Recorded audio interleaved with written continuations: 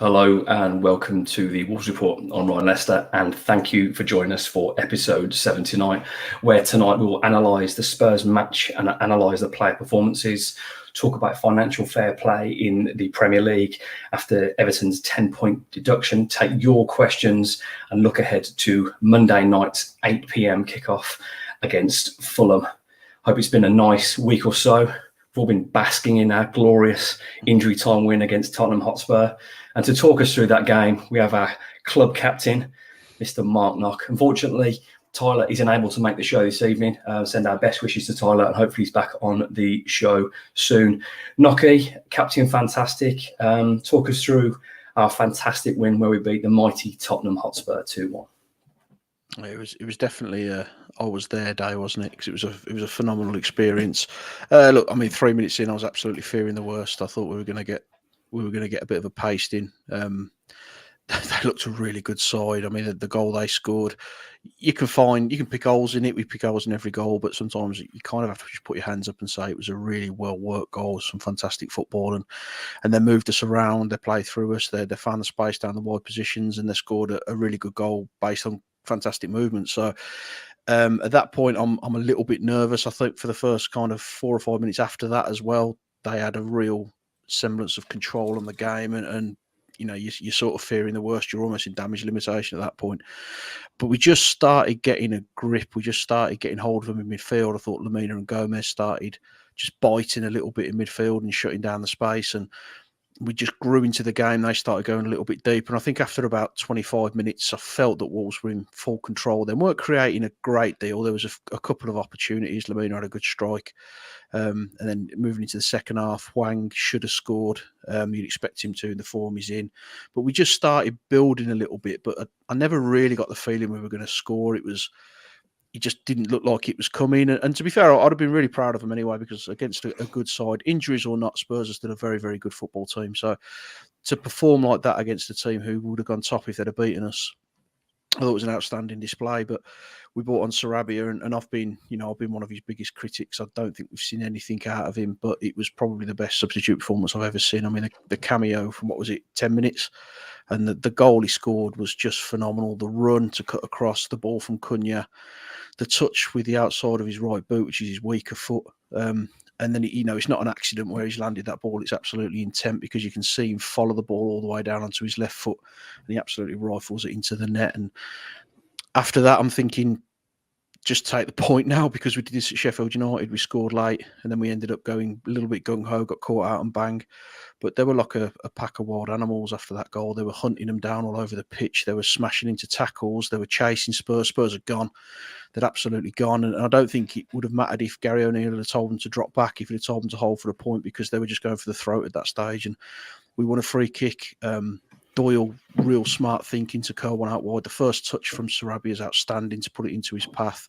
Lamina makes the run. He looks absolutely shattered because he's got through so much work in the game, but he makes the run, holds on the edge of the area, and then bursts through the two defenders. Perfect ball by Sarabia, and a lovely finish. And it's absolutely pandemonium in the stadium. It was a phenomenal experience. And I felt quite emotional actually when they got that second goal, because you want to see your team work hard for you, and you want to see them.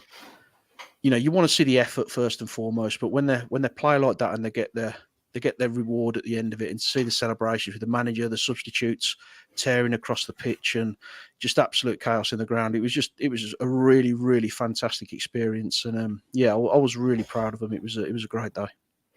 Yeah, it was a fantastic day, and I very much had the same mindset. It got to 90 minutes, and I'd prepare myself. Well, you know what? I'm proud of them because I think we've played well today. I think we probably should have scored, but it was a good performance, and it kind of said, well, if that's our levels, we're going to be more than okay. Yeah. But to score 2 goals in injury time, I mean, I was delighted at 1-1, but I know you say we went a bit gung-ho at Sheffield United, but it's shown that there is value in that. Yes, it's cost us at Sheffield United, but we've beat Spurs, and if you show that desire to go and win a game, you either win it or lose it. Now, that means Wolves are a better point off if they'd have settled for a draw in both games. So being aggressive and being positive and believing in yourself, it will cost you sometimes, but that bravery has been rewarded. Yes, it was unfortunate circumstances at Sheffield when we all know what happened there, and I don't want to talk about that 3-letter word this week. we'll talk about financial fair play instead. But it shows that if you're brave like that, sometimes it will cost you, but sometimes you'll be rewarded. And I'm absolutely delighted with it. So, yeah, but one thing, just talking about the game, Nocky, there's been some criticism about the opening goal. And now I thought it was a fantastic goal. Kulusevski's drawn his man in. He's done the drag and drop pass. I think he's fed it into the fullback who squared it. It was very much a Man City kind of goal. When the fullback gets there and they're cutting the ball back, it's very hard to stop it. Once any team gets to the byline and cut it back, I mean, am I over-crediting Spurs, or should Wolves have done better? No, I just think it's really good movement from a very, very good attacking team. And we knew they had issues in defence, but, going forward, they're arguably as good as anyone in the league with the exception of Man City. So they can do that to you. Brennan Johnson, they've signed him because he's got the capability of doing that, and he scored goals in he scored goals for a team who struggled last year. So, they've got that about him. The criticism I think people are looking at is maybe Totti should have cut the ball out. But if you look at the movement of the player, he shapes to move in on Totti. So Totti doesn't want to move towards him because a touch and he's passed and he's through. And so I think Totti's anticipating a touch, backs off to defend the ball after that. So you can pick holes in goals. I mean, we're talking about our goals as being fantastic goals. From their point of view, they're probably a disaster, aren't they? But sometimes you've just got to look at it and think it was just a really, really well-worked goal. And they'd threatened that a couple of times before. I don't think we barely touched the ball. We were scared to engage for the first sort of 4 or 5 minutes, and they were knocking it around us so well, and it was so fluid and so quick, and you didn't have time to reset. They were finding their passes, and every pass was with intent as well. So, yes, we could have potentially done better, but I'm not going to criticise them because I just think sometimes you've got to hold your hands up and say it's a really well-worked piece of football. Yeah, we aren't usually on here to credit good goals, but if your fullback is overlapping at full speed, it's hard to pick up that run. The touch and drag is fantastic, and if you play that ball there in front of people when the forward is running off your shoulder in that split second, it's really hard to get in front. So we have to, for me, and maybe I'd have talked about it differently if Wolves had lost, but Wolves have won in the end, and it's not cost them. It's made for the drama, but I think it was more of a good goal than it was a bad goal to concede. I agree. Before we go on to the goals, the overall performance, as I said, Nocky, it was one to be proud of. Spurs, as we expected, I've watched them a few times this season, as I'm sure you have yourself. They fly out quickly. They're very aggressive. They take a lot of risks, and they just dominate you in that first 10 minutes, and there's nowhere to go. There's nowhere to breathe. And they did that, and they did that to Wolves. But what really pleased me is Wolves weathered the storm. They composed themselves. And as you said, probably after 15 minutes, Wolves were probably the better side. Yeah, I thought we looked a good team. We looked like we belonged there. And I watched Spurs against Chelsea, and for the first sort of 10, 15 minutes of that game, yeah, they took them to the cleaners. It was brilliant to watch. It was just like you said earlier, it was a lot like watching Man City. And even with the injuries, they've still got some quality players. I mean, Kulusevski, Son, Højbjerg in midfield, everyone was hurting us. Everyone just looked they just looked better than we did at that point. And I think you've got to give Gary O'Neill real credit as well, because there was just a couple of tactical tweaks, a couple little changes, and we just looked organised. It took us a while to get to grips with them. We were a little bit standoff. We were almost like we were chasing shadows, a little bit starstruck, but they did start getting to grips. And as soon as Lamina and Gomez started really biting in that midfield area, that's when we started to come to it. But one thing I've noticed now, which is probably what I didn't notice under Lopetegui, and I'm not digging out Lopetegui because we stayed up because of what he did last season. We look fitter. We look a lot fitter, especially moving into those final 10, 15 minutes. And even against Sheffield United, yes, we know why we conceded the goal, but the reason we got ourselves into that position wasn't a lack of fitness. It was because we were going a little bit gung-ho, and then we give a foul throw away, and then next thing you know, the ball's in the area, and what's happened has happened. But we just look a lot fitter now. We look a lot more like everyone knows their individual jobs. He's kind of identifying players, and he's targeting what they can improve on as well, which is something I really like. I mean, I've never seen Lamina in so many advanced positions as he's been in the last few games, and he's got himself a goal against Man City and against Spurs. So you've got to give Gary O'Neill credit for what he's doing at the moment. He's really looks like a man manager. He looks like he's fully invested in what he's doing, and there's got to be credit across the whole setup at the moment, because we don't just look like a team who's scrapping in the Premier League. We look like a good Premier League team who's not a million miles away from being in the top 10. Yeah, it's a really good point on Lamina. He's,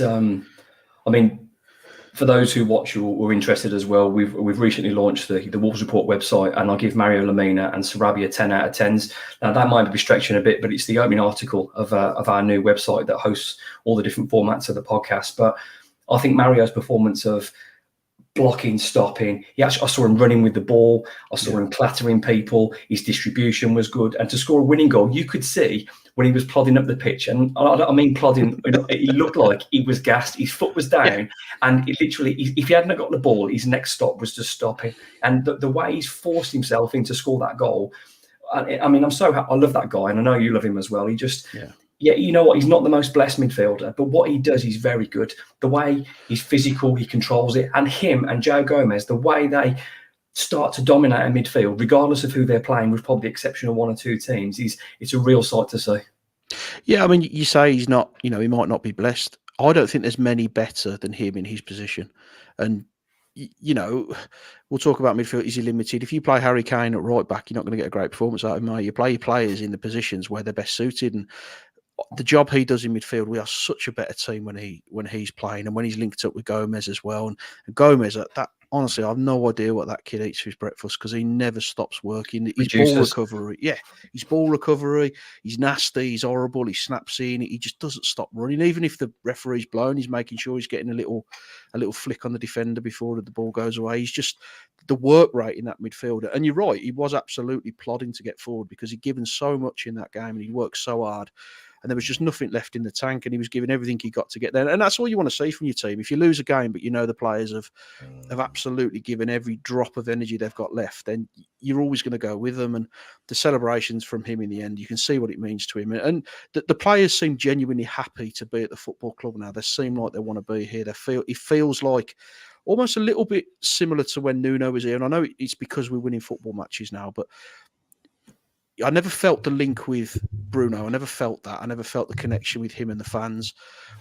It didn't feel like we had that togetherness. Even under Lopetegui, you never fully felt like there was a real togetherness there. But it kind of feels like Gary O'Neill understands the club. He understands the fan base, and the players are buying into it as well. So it's always better when you're winning games and you're not losing. We all know that. But even after Sheffield United, I think on this podcast we were very kind of understanding of the situation. We didn't come out and slaughter them. We knew it was just one of those things because you can see what we're trying to achieve now. So I think, as I said, lots of credit needs to be given to lots of different people.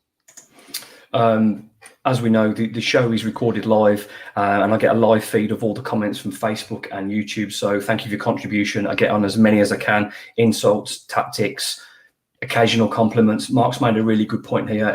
Players have got their passion back. As you mentioned then, Nocky, the players look like they're enjoying football, but they're playing together and they're playing for us. And us in the stands then are making the noise. And there's harmony again. They say the players have got their passion, but we seem to have all got our spark back. Absolutely. And I'll give you a prime example of that. He's Ryan Aït-Nouri, because Lopetegui... You've been talking about me then. You've never lost your spark, mate. You've always loved it. Oh, thanks, mate. But Ryan Aït-Nouri, he was, Lopetegui made it very clear he wanted to bomb him out of the club. And then you hear an interview from Gary O'Neill where he talks about the fact that he's absolutely mad and he'll do 3 or 4 messy runs a game and he loves it. You've got a kind of manager who's telling you to go out and do what comes natural to you and just go and enjoy the experience of being a footballer. You're instantly getting the buy-in, aren't you? You're going to get the belief, you're going to get the fight, and you're going to get the effort. And, there was a couple of great runs. They don't always come off for him, but he's always showing and he's always willing. And I think that's what O'Neill has done that perhaps other managers haven't done. He's really dig into the individual players and rather than just kind of cut them adrift. Even with the Sarabia, Sarabia's barely kicked a ball, has he, for most of the season. But he comes on and puts in a performance like that. And you've got to think that's got something to do with O'Neill and the way that he's been managing him, because there was no... there's no toys out the pram. There's no, I'm not playing for you. He comes on and puts in a performance like that. So there is a lot of passion there, and there is a lot of belief. Now, yes, it helps that we're winning football matches and we're kind of rising up the league now, and you're sort of looking up rather than looking down. But you only build that kind of relationship and that kind of belief up if you believe in your players. So, I was openly critical of Gary O'Neill. I thought he was the wrong man for the job. I thought it was the wrong appointment. But I'm certainly coming around to the idea that they didn't just panic and bring him in. They had a plan, and they looked at the plan, and they looked at somebody who could just be a part of what we are. And you credit where it's due. It's looking at the moment like a good decision. It does look like a really good decision. It's things are very much, as you say, it's very much looking up. Carl White, as I just said here, we've got our identity back in our side. We can see the plan, we can see the passion, and they're fun to watch again as well. And Yeah. I don't know. I know Lopetegui talked about a possession sort of style of play, but there seems to be a lot more freedom now. And I think O'Neill had mentioned, or one of the players had mentioned, that he's encouraging Hwang, he's encouraging Neto, he's encouraged Bellegarde, the players, and probably Ait-Nouri as well, judging by the way he's doing it. He's encouraging players to run at people and have a go. And if you lose it, that's okay. And I'm not sure if Daz mentioned this on a show a few weeks ago. If you have 10 runs a game, they've got to stop you every time. If you beat them once, then they're in big trouble. Yeah. So that mentality of getting forward now, it's exciting, it's direct, and we seem to be playing to our strengths. Absolutely. And if you look at the players we lost, I mean, we lost Neves, we lost Raul, we lost Nunes, we lost Traore, we lost Pedence, Martinho. That's a lot of experience. That's half the old school gone. Yeah, and they are all good players. I mean, we criticise Nunes, but he's going to have a fantastic career. I've got no doubt about that, because I think he's a really good footballer. But we're scoring more goals. You know, you're a big fan of the XG. You know, you're a student of that. Our XG is higher than it probably was at any point last season, and we're scoring goals on regularity. I think it's something like 12 home games or something like that we scored in now. I know they're not all under Gary O'Neill, but we look like we can score goals, and I think we've just gone back to basics. We're playing to our strengths, and we're playing to the individual strengths as well, and it's making a difference. And to lose all those players and look better in attack when you haven't really added, you know, Kalajic hasn't had a lot of football. He's got himself a few goals, but he's not really had a lot of football. Silva, you know, we all want him to do well, but I don't think he's going to. So we've not done a great deal. We're just playing to the strengths now. I mean, your main striker's probably looking at Cunha, because he plays kind of a false nine, and he's got 2 goals this season. But we're sharing the goals across the pitch. We're sharing them all over the place, and it's just working. What we're doing at the moment is working, and it's you know, it's really great to see. Yeah, it's working all over the place. Before we go on to analysing the player performances, which I hope you guys are enjoying, it's a new bit we've sort of done on a regular basis this season. Drop in the comments if you're enjoying that or you're not, or something else you'd like to see. Let's talk about the goals. First of all, let's talk about that equaliser from. And it's a real shame that Tyler's not on the show, because we know he's. I'm glad he's not on the show, because he just slaughtered me. Yeah, he loves Sarabia more than he loves most things, and I love Sarabia's talent. I just don't think he's a 90-minute Premier League footballer. What he is somebody that can open pockets late in a game like that. And that is such a magnificent goal. I'm delighted for Cunha, who's cut inside on his right foot. He's clipped it in. That first touch knocker on his weaker right foot, he's caressed that like you caressed me at Villa Park in the 95th minute. It is such a beautiful touch and finish. And at that point, 1-1, I'm delighted. Yeah, I mean, I've been critical of Sarabia purely because he looks like he could be such a good player. He's got such a good touch. He's got a footballing brain. But I've just thought last season and maybe the times I've seen him this year, he just looked a little bit disinterested, a little bit like he just didn't want to be here. Do you think that's because? Do you think a lot of talented players look like that though? Because it's so easy for them. Do you think sometimes they're lethargic because the game's easy to them when they can touch a football like that? Potentially, but I also don't think we helped him out, because we played him, you know, in a wide attacking position. You know, we asked him to get chalk on his boots when that's just not his game. He's not going to be able to do that in this league. He can't play as a winger because he hasn't got that pace. For me, he's your number 10. He's your false 9. He's someone who can find those spaces and have a little bit of time to receive the ball and distribute. You're going to waste him if you're not going to use him in his proper position. If you look at where the goal came from, the equaliser, he's making that run from midfield. You know, he's dropped deep. He's making the running between his centre halves. Yeah. He's cut across his man. He's not wide. He's basically said to him, go and play wherever you want. Just go and get me a goal. And he's just wandered into different positions. I mean, the winner comes from Sarabia being on the right wing, because he's wandered into space. He's found the space. And that's what good players will do. They'll find pockets of space on the pitch. And there was no space in that Spurs defence. That rear guard action that they put in, it was a rear guard action, because you look at the stats, Wolves were all over him. But there was no space on that pitch, but he managed to tiptoe into the only position on the whole pitch where there was actual space. And he just makes a real clever run off the back of the defender. And the ball in just completely takes out the back line. It's just a wonderful ball in. But you got no right to score from there. You got absolutely no right. I mean, the first touch just kills the ball stone dead. And to finish it like that, it's just an absolute phenomenal strike. it's a goal for the purists, and it's one I didn't see coming either. I got it in my head that we weren't going to get back in this game. We're going to be disappointed, but we're going to be proud. But to see an equalising goal like that with just the touch, and if you look at his eyes are never off the ball. Right from the point he strikes the outside. That goal's a coach's dream. The way he strikes that volley, it's just.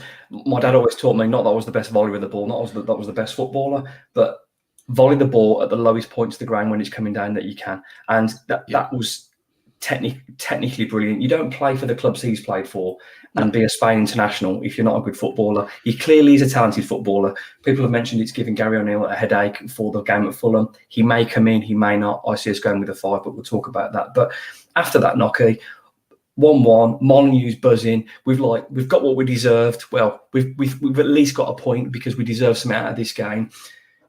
At Sheffield United, we went for it, we lost, but they pushed on, they kicked on. And it's such a brilliant goal in so many aspects. Just taking you through my memory of the goal, the ball comes forward. Sasha's pressing from the front. He's forced an error. He's forced a short pass. Mario's come in. He's got the touch. He's gone down. Mario looks like he's absolutely cooked. They've argued about the free kick being taken quickly. Doyle spotted it down to Sarabia down the right-hand side, dropped his shoulder, cut in, whipped a little thready ball into Lamina, who with his last breath of oxygen available that day has managed to stride and slide it home, Nocky. Did you enjoy that?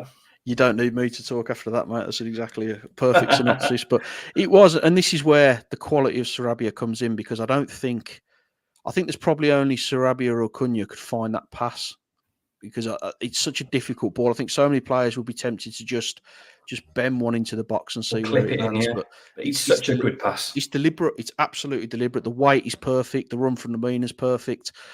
And to get that little touch, I mean, from where I was sat, it looked like he put it wide. So I was about to get a little bit cross, shall we say? But to see that roll into the bottom corner. But to be honest, the highlight for the whole of that moment for me was when I got home and I watched it again. And you can see Gary O'Neill with his hand on his head, looking for the offside flag. The goal goes in, and you see him look at the lino before he celebrates. And I thought that's just a marker of where we are now. He's expecting it to get ruled out because it's us. And then he's running off the pitch, and the manager who doesn't celebrate goals goes absolutely bananas, chasing down towards the South Bank. And it was utter pandemonium. And to see the players come across and mug him, and the bench empty, and you've got players steaming across the pitch.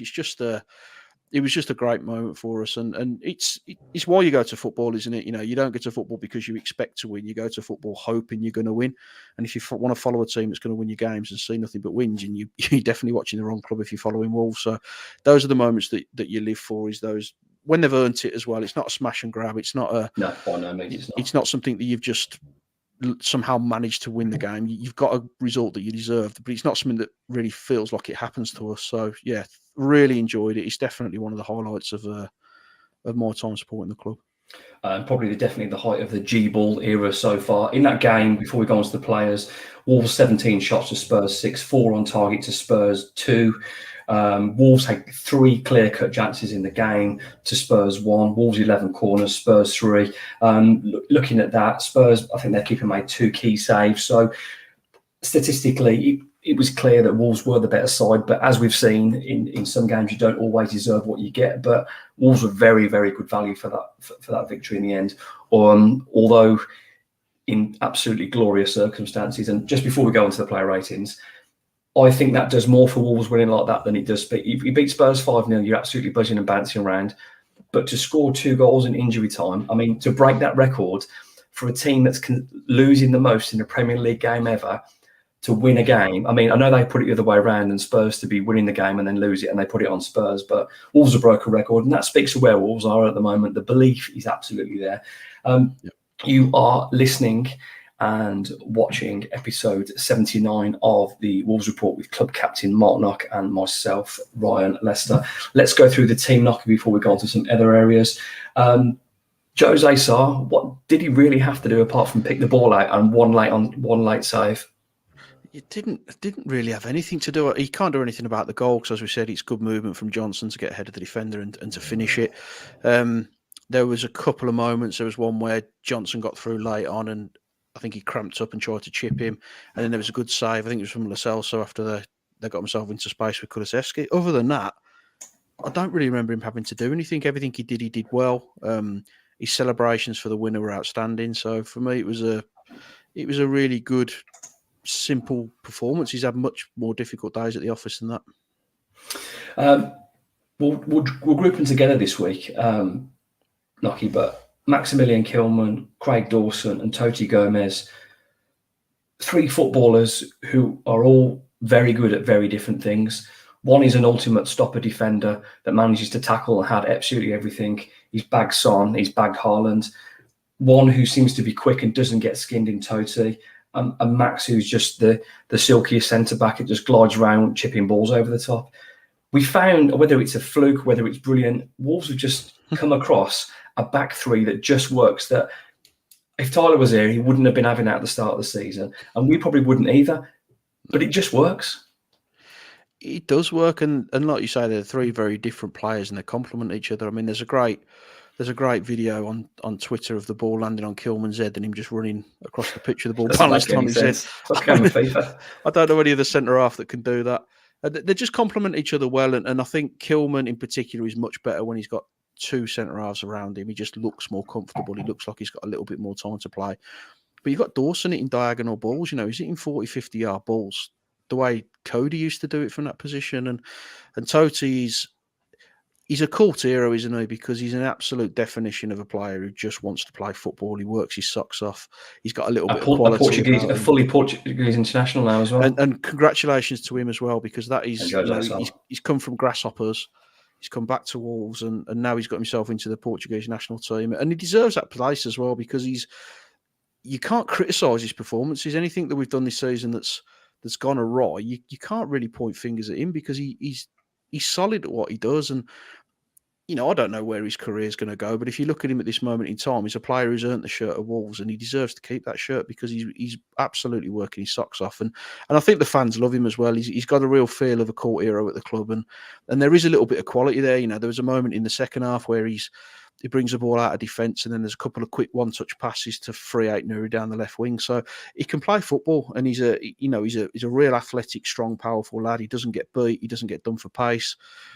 He looks a good centre-half, and it works with the 3 of them. Kilman, he's really growing into that position now. Dawson's bringing that level of experience that you want from a centre-half, and we're becoming a pretty tight unit. And, Jose Sarr at the back, he's not making saves in big games, and I think that's credit to your back line. The one thing I really like about Toti is with his inclusion, when it's a back 3, not like a back 4 at Sheffield, it frees up Nouri, who's such a talent on that side of the pitch, and those 2 complement each other because Toti doesn't need to get forward. He's a stopper. I mean, the ball was put in behind Toti a few times, and every time he caught up, it was because he's quick, he's athletic, he's strong, and I don't think Craig Dawson's a tidy footballer. Max Kilman's a very gifted footballer with the ball. He's probably not as blessed as those 2, but he knows and he plays to his strengths. Toti Gomez is a stopper. You don't stop Phil Foden. You don't stop Diaby at Villa. And you don't stop Kulusevski by chance. That's a player that likes defending, that stop people. So, and the stats don't lie. Since his introduction into the team, Wolves are a better side for it. It's also likely, though, to get you 4 or 5 goals a season. Because out of the 3 centre-halves, he's the one who looks the most dangerous from set pieces. I mean, he got a brilliant header against the Villa last season. He had a goal against Liverpool that was ruled out.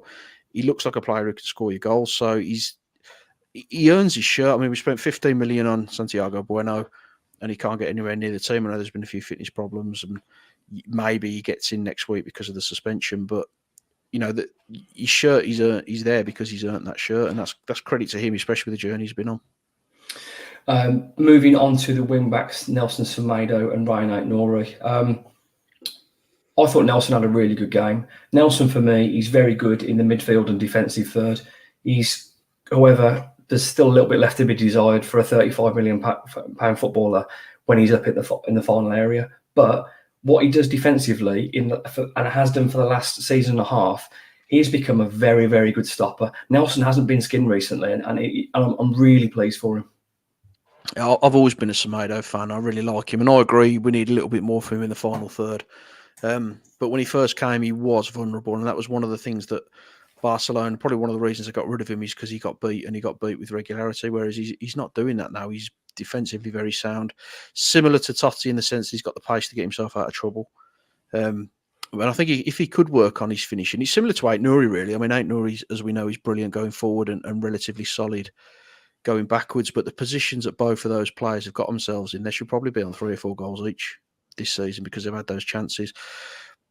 If there were good finishers, would there be fullbacks? Because realistically, you get identified as a finisher when you're very young. So it's because they don't score goals is where they've ended up as a wide position. But I think that they're both very good players. They're both technically very gifted. They can beat man, and they can get themselves into attacking positions, and they can deliver decent balls into the box as well. But again, I don't think they had a great deal to do. Everything Spurs did, they tried to play down the wings. They tried to work through us and find those little spaces. And a couple of times they did manage to do that. There was one when Højbjerg got himself free on the right wing, but there were few and far between. And even when they did, we were good enough to get ourselves out of trouble. So there were 2 relatively solid performances. I thought they were pretty disciplined. Nelson a little bit more. He held his defensive line a little bit more, and Ait-Nouri seemed to push on a little bit more. I think he had the comfort of Totti behind him. But they both did their job really well, and it was, again, 7 out of 10 performances. Yes, solid performances. Really, really pleased. Lots of talk of this week, paper talk of Liverpool being interested in Ait-Nouri, and I'm not surprised because if you play that well, everyone's going to be interested. And for me, he defended well when in a back 4, but I do think he's better as a wing back. I just think it suits his game to exploit, and he had a few problems in his first probably year in terms of lasting 90 minutes. It looks like he's lasted the 90 minutes now. He's managing that better. He looks fitter. As you mentioned earlier on, the players and the team look fitter. So yeah, I'm delighted. Moving on to the midfield 3, it sort of looked like it was Mario and Joe Gomez holding with John Rittner Bellegarde as a sort of floating number 10, switching here and there and everywhere. But again, we'll start off with the holding pair, Nocky, that Lemina and Gomez, again, like the back 3, it just works. And when they're together, when they've got their grip on the game, they control things. Yeah, we potentially got Doyle who can play there. We've got Boubacar who can play there. But for me, that's the 2 that really work. They complement each other so well. I do think first 10 minutes they were struggling. Spurs were playing through us. But after that, they got fully to grips with the game. And I think having Gomez there allows Lemina to push on a little bit. And he does get into more attacking areas now. But as a 2, they're just so strong. And Lemina, for me, he's probably the best I've seen at Wolves in that position because he's so strong, he's so physical, he's disciplined, he knows when to go forward and he knows when to hold. And if he can get himself into attacking areas, he will. If he can't, he'll distribute the ball well. You very rarely see him give it away, but he reads the ball particularly well. He's the amount of times he's cut passes out that play through midfield because he's anticipated where the ball's going to go. And with Gomez, he's ball retention and the way he recovers possession after we've lost it. I've never seen a player do that to the levels that he does it to. He never stops running, never stops working, and again, similar to Lemina, he's improving, and I think he's improving now under Gary O'Neill. I think he would naturally improve anyway because of his age, but he seems to have a clear vision of what he needs to do when he's on the pitch. He seems to know exactly where he should be playing and how he should play and when he should hold and when he should go. And it works perfectly well with the 2 of them. And I wouldn't swap them at all now. They're the 2 that I want to see, barring injuries and suspensions now for the rest of the season, because I think that's the 2 that can win you games. You win your midfield battles in the Premier League, you give yourself a really good chance of winning the games. And those are the 2 that can do it for us.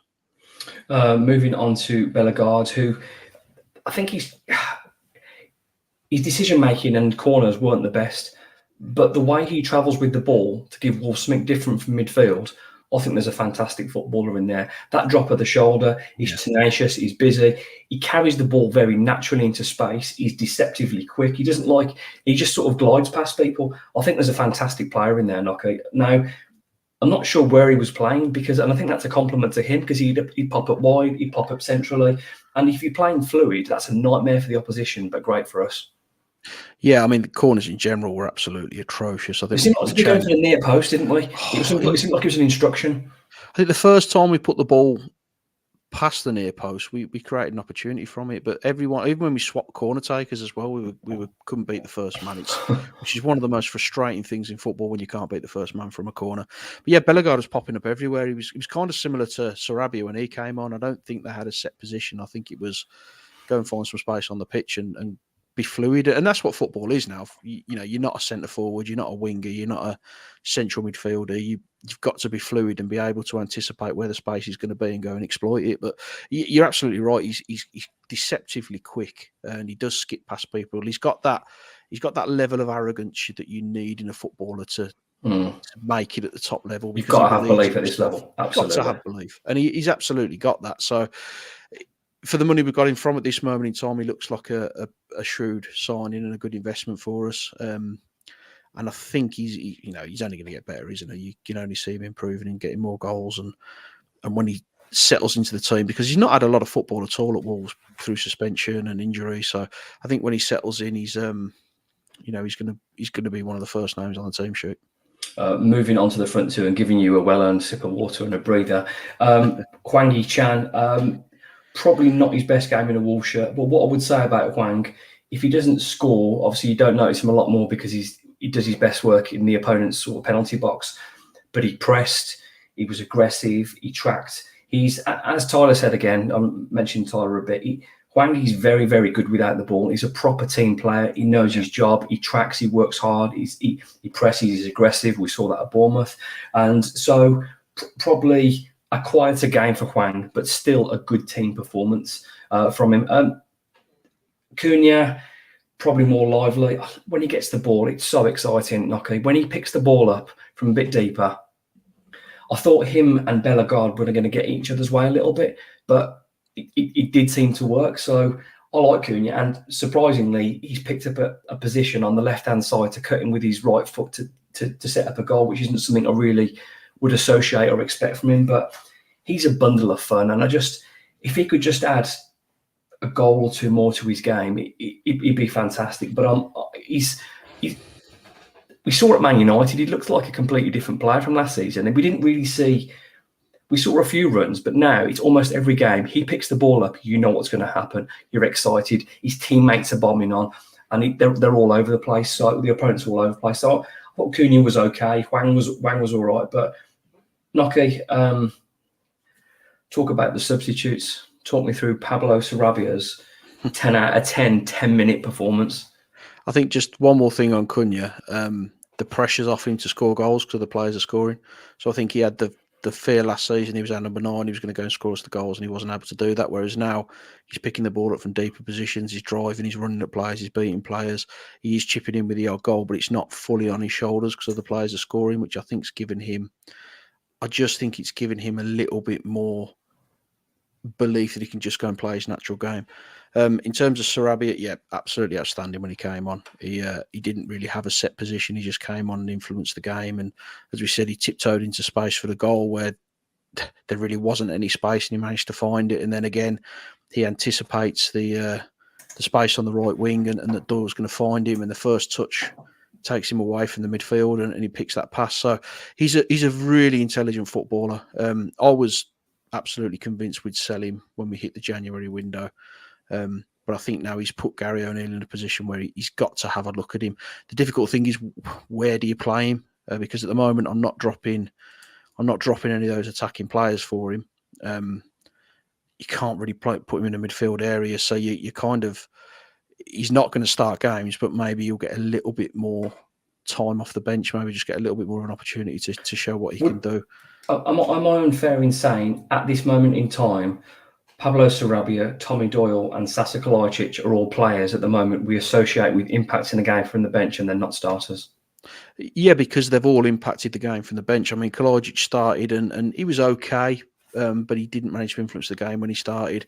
And yet coming off the bench, he's got us a couple of winners, and it's the same with Doyle. When Doyle did get his opportunity to start, it didn't really work for him. And I'm not going to criticise him for one performance, but when he comes off the bench, he's starting to run games, and it's similar with Sarabia. I don't think you can start him because I don't think he'll affect the game from the start. But when you've got tired minds and tired legs, and you bring on someone with that kind of footballing IQ, that's when he can hurt you. So it's a difficult one. It's similar to the Adama situation last season, and Adama at Fulham now. He's not starting games because people have realised that he doesn't win you a game. And he's been a bit injured as well. He suffered a bit of injury, yeah, but he doesn't win you a game from the 11. He wins you a game from Well, the would you bench. say that before we play Fulham? Well, we all know what's happening because they've got 2 of our old boys, haven't they? So we've got to score 3 to win that. But you are listening and watching episode 79 of the Wolves Report with club captain Mark Knock and me, Ryan Lester. Just a quick shout before we go on to our next topic. Dave Shaw said, my 2 lads were mascots at the game. One walked out with Sarr and one walked out with Lamina. A day that I'll never forget. Wow, that is incredible. I've got to be honest, I wish I was a mascot that weekend as well, coming out with Mario or Jose. Nice one, Dave. I'm sure you're really proud of that. What a day and what a performance. Moving on to the second part of our show this evening after the talking about the game. This week, with the breaking news that the independent panel have decided to deduct Everton 10 points for financial fair play irregularities. It was talked about. Nocky, I know you've talked about it. You expected a smack on the bum and a naughty and a little sticker to say you've been bad. I don't think anyone expected 10 points, Nocky. Yeah, it's not 10 points yet, is it? There's going to be an appeal. So I wouldn't be surprised if they don't backtrack a little bit and give him a bit of a lighter sentence. But I didn't expect any kind of points deduction, mainly because if you deduct these points off one FA charge, when you've got 100 plus on Man City, what are you going to do with them? Stick them in the National League? So there's a massive knock-on effect because the clubs that make all the money, and let's be honest, your Chelsea's, your Man City's, they're the clubs that bring in the revenue because people want to see their team play. You're risking taking them out of the division if you're going to put these sort of sanctions in, and I'm not sure the Premier League financially want to do that. This isn't a slight on Everton. I don't care about Everton either way. I love Wolves, and that's what I care about, and I love football. Somebody along the line had to be first. Unfortunately, it's Everton. Yeah. Now, if, as reported, Everton broke rules and they knew they were breaking rules in the process, which is what I'm led to believe, please correct me if I'm wrong, then you deserve to be punished. What is the point of financial fair play? There's no point in implementing those. There's no point of having those rules if you aren't going to be punished for them. What's the point? Because if you're going to keep fining people, you're setting a precedence for next time. Well, they only got a telling off. They only got a fine. You're just saying break the rules and we'll take more money off you, which is ridiculous. Unfortunately, somebody had to be first. Now, if they've got to deal with Chelsea and if they've got to deal with Everton, you've got to say Everton are probably the easiest one to deal with. No disrespect to Everton. But then when you're dealing with 2 financial powerhouses as opposed to a club that's struggling and got new ground and had some ownership issues, you've got to put your foot in the ground somewhere and get yourself a foothold. And that's what they've done. I'd be surprised if it's reduced because they've got to be pretty confident with stuff like that. Either way, I don't think it really affects Wolves this season. I mean, Wolves' form may drop off, but I don't really see it making a huge difference to Wolves. But it's a massive wake up, and there'll be some clubs, like Wolves potentially were, who were close to the edge, who have flirted with the payments a little bit and gone a little bit close to the edge. So, I mean, is it a good thing, Nocky? Are you happy this is happening, or is it sad that football's in this situation? I'm not a huge fan of financial fair play, purely in the sense that I still think it gives the bigger teams more power and more ability to kind of move further away. But I understand the thought process behind it because we've lost football clubs, we've lost teams like Bury, who were, a good old traditional club who went out of business because they didn't control the finances and ownerships and things like that. So I think they've done the right thing, but now they've got to stick to their guns. So they're going to have to go after the Chelseas and the Man Cities, and how they do that. Could it be a season where maybe City have to have a season off, they get a real heavy points deduction, and they're looking at a mid-table season? Maybe they'll do that to them. I don't know, but it's the right thing to do because that's what the rules are. The rules are in place for a reason. You've breached the rules. There's been clubs who've been relegated because you breached the rules. They stood with the rules and they went down because they couldn't strengthen the areas that they wanted to strengthen. So it's the right punishment to make. I think there's bigger ramifications because there's talk of those clubs suing now because they're in the Championship, which could potentially put Everton in administration with a further 9-point deduction. If that happens, then I think it's curtains for them. Well, there's a simple message here, Nocky. Don't break the rules. Yeah, and it's vindicated our summer, hasn't it? Because we, I looked at. Well, let me just bring this up, Nocky, and you can answer this. Richard A and Zen, should Jeff be given more respect regarding financial player for a financial player avoiding action?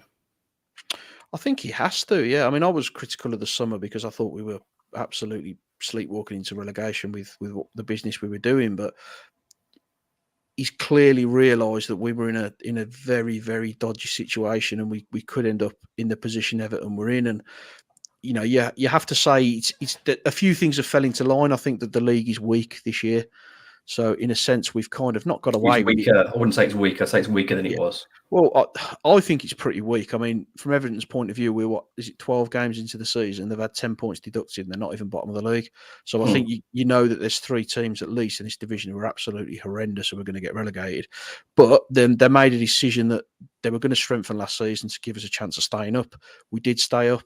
They've had to pay the price for that this season. I don't think any of us actually thought Everton were going to get hit in the way they did, so we were all very critical. We need to. So it's kind of what we've done. He's kind of been vindicated.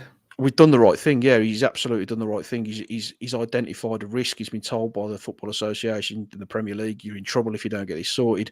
We fixed it and we're away from trouble. Everton kind of ignored it and carried on doing what they were doing, and bang, they've got a points deduction. So yeah, as critical as everyone has been of Jeff Shea, he's absolutely made the right decision. What I would end on that, thank you, Richard, for the question, by the way. What I would say, not just Jeff, but I'd say Wolves are in a situation in the first place and someone is to blame. You've got to look at your Fabio Silvas, the huge fee for Nelson Semedo, your Patrick Catronis. There has been a lot of signings that probably haven't quite justified, well, some of them definitely haven't justified it. So Wolves are in a situation that was partly inflicted. Now, I know there's a risk, there's a gamble with every transfer that you do. But equally, I think Wolves could have done a lot better, especially with the £35 million Fabio Silva punt. That's a big dent out of your money. Richard, thank you for your question. And I think you made a really good point on that, mate, because we've looked at more sensible business now. I mean, Lamina was £9 million, Gomez 18 million quid. You're bringing in players like Kalajic, 15 million. I know he's been injured, but he scored 2 winning goals for us. He's almost paid that back already. So you don't have to throw loads of money around to be successful. And we've learned that lesson now. It's smart business as opposed to just launching money at it. Absolutely. As I said, Richard, thank you for your contribution. Moving on to the questions now. John T asks, all probably agree Neto is the next cab off the rank. What fee would we command? Mendes involved, of course, after him. Who would most likely be next? Now, I don't really want to think about Neto going just yet. I was only thinking about Neto pulling his hamstring and thinking Wolves are going to be in big trouble. And then they put that performance on against Spurs, which makes me think, well, that wasn't so bad. Neto signed a long-term deal, I think last year, Nocky at the start of the year before. It's a long time on his contract. He's taken Man City to the cleaners. He did the same to Villa. He's absolutely flying before his hamstring injury, which apparently isn't as bad. I mean, I know he's potentially in contention for a squad place against Fulham. If he's not 100% fit, I'm having nowhere near the squad till he's ready. He's too important with the busy Christmas coming up. The form he's in, and at one point, after well over a quarter of the season, if you're a top assister in the Premier League playing for a bottom half side, what are you capable of playing for a good side? Again, it's an unpleasant conversation because I only want to see him playing at Wolves. But for me, Nocky, that's huge money. We're not talking 40 or 50 million. It has to be way north of that. I think anything north of 50 and Wolves are interested because with his injury record, his dips in and out of form. I know he's in great form now, but he's also had a couple of seasons. Yes, there's been injuries and yes, there's been other issues, but I think if Wolves could get anything north of 50, I think they'll absolutely take someone's hand off because he's a player who can't stay fit for long periods of time, and there's always an injury somewhere on the horizon with him. So I think he's very. I think I'm just going to jump in there. I understand what you're saying. I think he's unlucky because he's had the impact injury with his, I think his kneecap, his patella, is that the right thing? And then he had his ankle, so he was very unlucky with those. I think they're unfortunate, and I think the hamstring injury, running at full tilt, is very unfortunate as well. And you are right; the record speaks for itself. But I think that particularly his kneecap, he was very unlucky. But some players are though, aren't they? I mean, Kieran Dyer couldn't stay fit Steve Froggatt of Wolves, if you're looking at players similar to him, he couldn't stay fit. Tony Daly couldn't stay fit. Some players just pick up a lot of injuries, and I'd almost written Neto off, and I absolutely love him now. I think he's fantastic to watch. I think he's great, but I also think there'll be a little bit in Wolves' mind that the next injury is not too far away. So, is his value going to get much higher than it is now? Do we sell him at Christmas?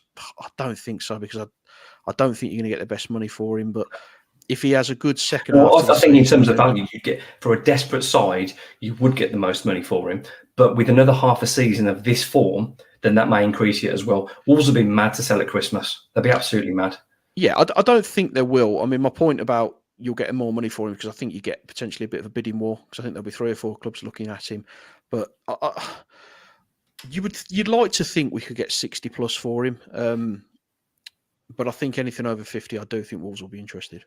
Premier League tax, mate. People are paying obscene money for Premier League footballers. Yeah. John C, thank you for being part of episode 79 of the Wolves Report. Another loyal supporter, Greg. Good evening, Greg. Greg asked, do you think we will ever get us to a stage where the authorities think of the fans when it comes to a match day in the Premier League? Just thinking of the Fulham and Chelsea kickoffs. Obviously, Greg's talking about Wolves are playing away at Fulham on Monday night. If you're really quick, I think you can get back to Marylebone. I think you can get back to Euston and make it up there, but it's difficult. It's not ideal. And then obviously the Christmas Eve game, for people with families, it's an absolute pain in the arse. It's going to put people, give a difficult question. Other people, Christmas Eve, watch Wolves on Christmas Eve, go to the pub, it's fantastic, and that may suit them, that's fine. For me, it doesn't particularly work for me. I don't think it works for Nocky, but Greg raises a really good point, Nocky. It's, unfortunately, we as football clubs, and from the little I know about the football clubs, they have very little to no say in the TV games. Sky or BT, they come knocking for what they've paid for in their contract, and they get what teams they want at what day and what time. I believe that Wolves were disappointed. I know there's been sort of various fan forums. I think every fan forum across the Premier League agreed, and they wrote to no joy, but we are very much the last in the pecking order, considering we're the ones that make the atmosphere and the noise. We are very much at the bottom of the pile, aren't we, Nocco? Yeah, I mean, to answer Greg's question, they won't think of the fans, but you kind of sold your soul to the devil, didn't you, when you with the Premier League, because it brings in all this money and it's the best league in the world because of the amount of money that comes into it, and that's generated by the TV revenue. So I think it stinks that we're playing on Christmas Eve. I'll watch Wolves on the Moon if they're playing, but Christmas Eve for me is, I can't leave my kids and go and watch a football match on Christmas Eve.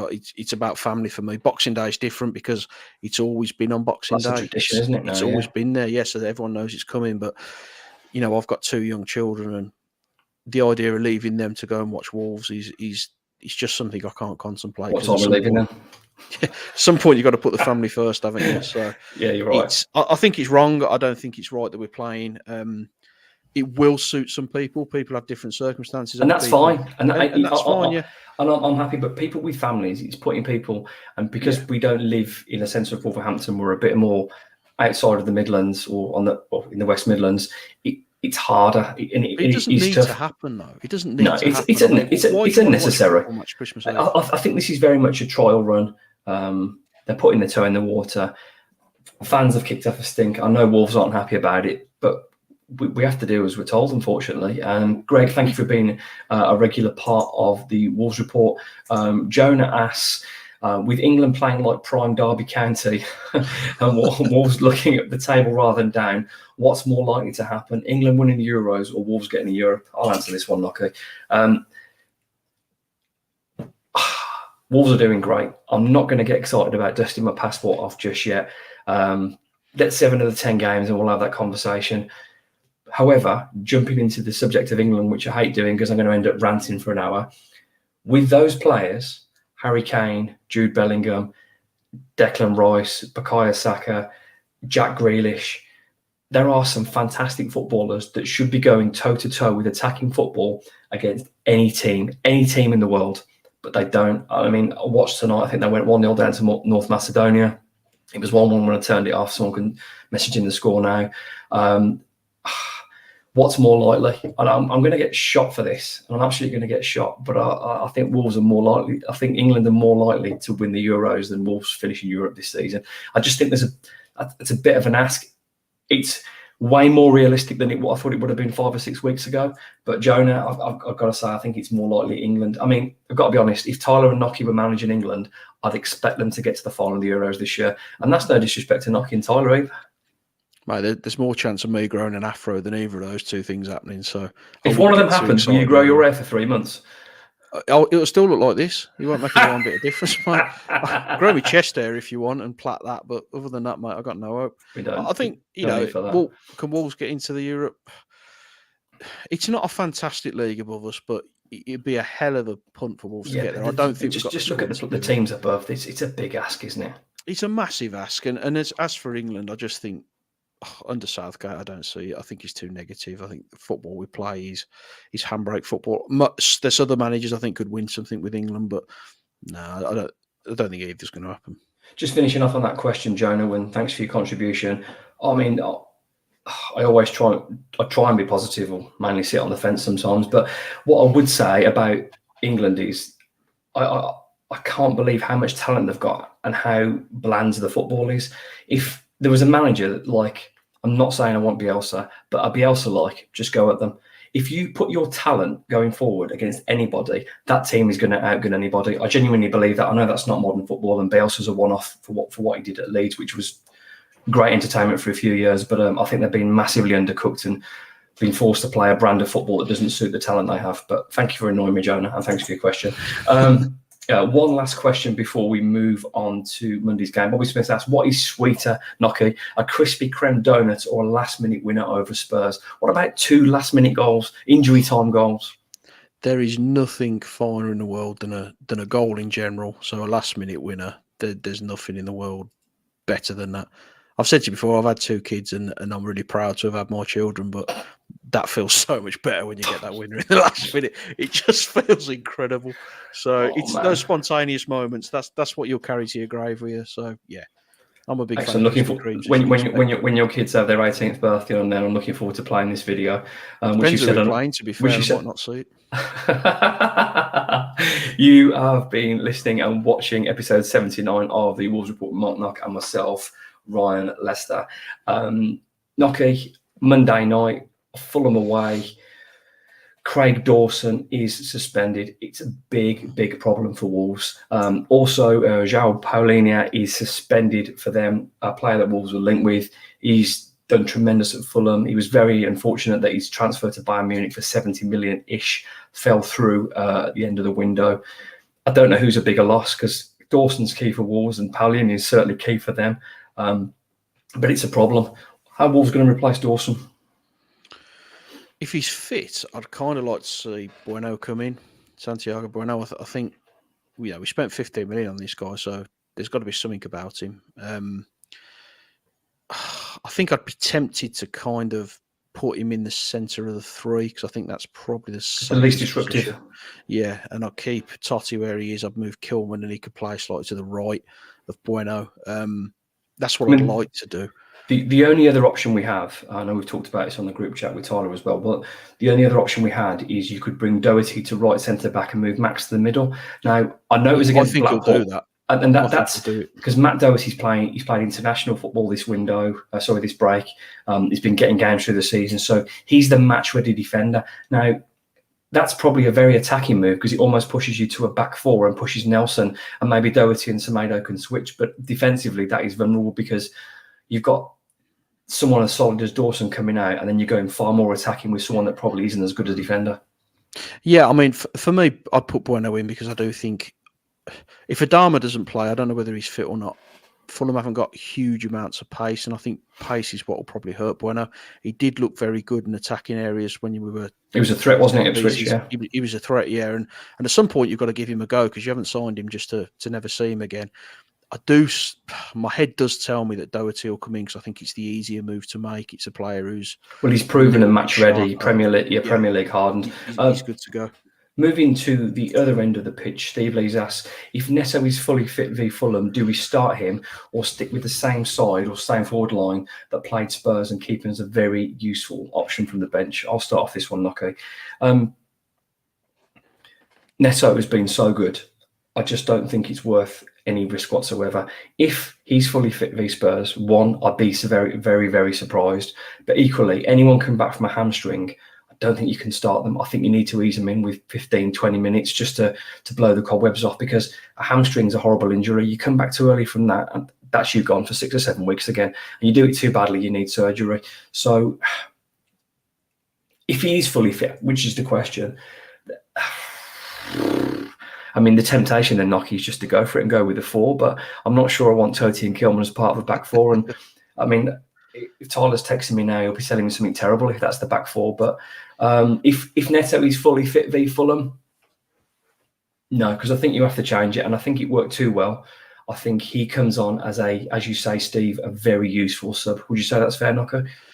I would. I mean, if the question is if he was fully fit and the hamstring's 100%, then you start him. You absolutely start him. Probably Bellegarde. Although I think Bellegarde's a good player, but we've looked at our most dangerous when we've had Hwang, Cunha, and Neto. Yeah, that's fair. But on with you, I don't.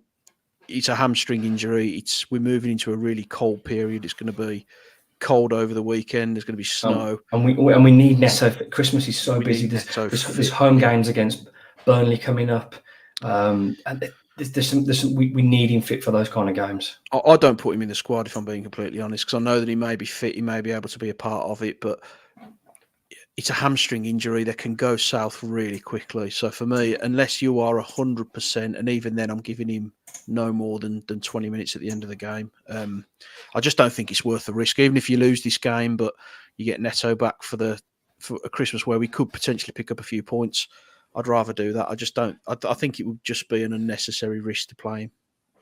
And the one comforting thing is, although Spurs did have a few players out, going forward in that game without Neto, Wolves looked like they were in danger. There was a goal threat. They looked a threat from left, right, central. They looked like they could make something happen. We are at that part of the show where we predict next week's score, where Wolves go to Craven Cottage on Monday night. Tyler has messaged me and he's told me Wolves are going to win 3-0 and Totti Gomez is going to get a hat-trick. Nice one, Tyler. So, Nocky, your prediction and first score of Wolves away at Fulham. I hadn't absolutely done him. I hadn't actually thought about this. I had a little sneaky against Spurs, and for most of the game, it was wrong. I think Wolves can win. I really do think Wolves can win. I think I'm going to go 2-1. Hwang, and I think Jimenez will score for them as well. Oh, you absolute stinky! He's got his first goal, and if Traore doesn't cross on and Adama and Jimenez doesn't finish, we all know that's going to happen. It's just if we can't defend that after the last 5 years of drilling it, then we want shooting, don't we? Absolutely. I'm going to go for a 2-0 Wolves win, and I'm going to go for Jean Orisna Bellegarde to open the score. This has been episode 79 of the Wolves Report. Thank you so much to our club captain, Mark Knock. I've been your host, Ryan Lester, and we shall see you next week, where we are delighted to bring Johnny Phillips onto the show to talk about Wolves, his new book, and analyse, hopefully, Wolves win against Fulham. Up the Wolves.